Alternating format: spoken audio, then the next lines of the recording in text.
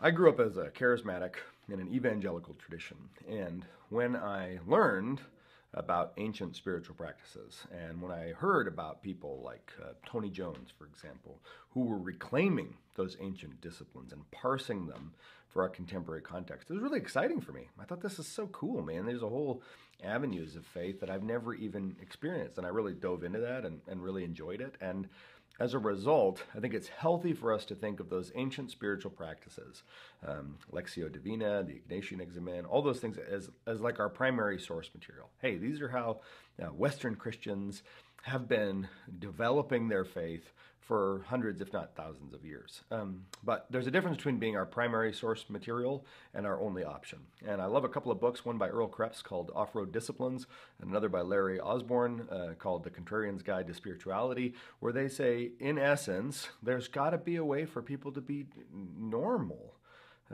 There's got to be a way for men who like football to continue liking football and yet press deeper into the presence of God.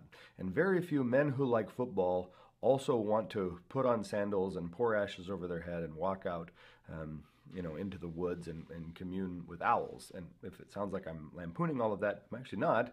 There are people in my church who like to commune with owls and pour ashes on their head, and I'm glad that that works for them. It just doesn't work for most people. And by work, I mean Jesus doesn't get any bigger in them. They don't feel any closer to God. They don't become any more mature as a disciple, because those things, whatever the things are, whether it's ancient disciplines or whether it's tambourines and flags in a charismatic tradition, man, all those things are just a means to an end.